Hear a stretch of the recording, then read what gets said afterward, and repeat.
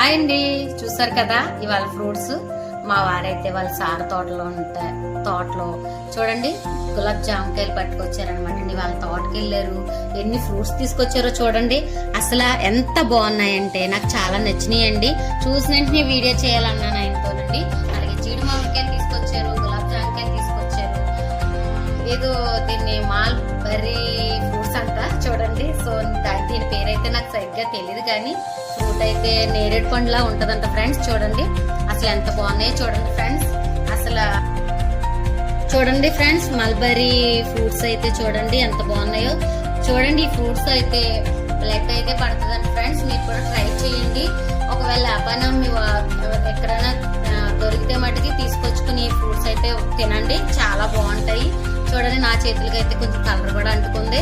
So దీన్ని తినడం వల్ల బ్లడ్ అయితే మనకు బాగా చక్కగా వస్తుందంట. చూడండి ఫ్రెండ్స్, నేనైతే ఈ ఫ్రూట్స్ మీకు చూపించాలండి. ఈ వీడియో అయితే ఇవాళ అయితే నేను చేస్తున్నాను. నేనైతే వాళ్ళ సార్ తోటకి వెళ్ళారు, చాలా ఫ్రూట్స్ అయితే తీసుకొచ్చారు. ఫ్రూట్స్ తోట వీడియో కూడా ఉందండి ఫ్రెండ్స్. నేనైతే మీకు నా వీడియోలో మీకు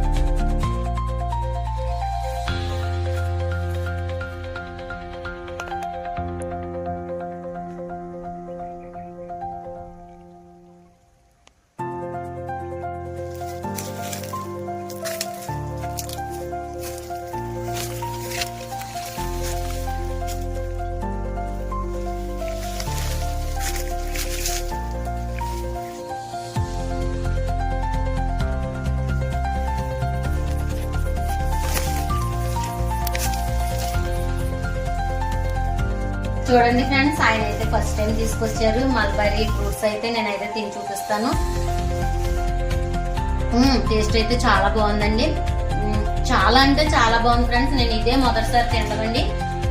సో ఇదైతే మొదటిసారి తినడం. టేస్ట్ అయితే చాలా బాగుంది, ట్రై చేయండి మీరు కూడా.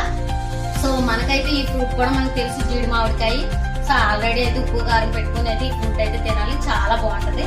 సో ఇదైతే మనకు తెలిసిందేనండి, జామకాయ. చాలా బాగుందండి.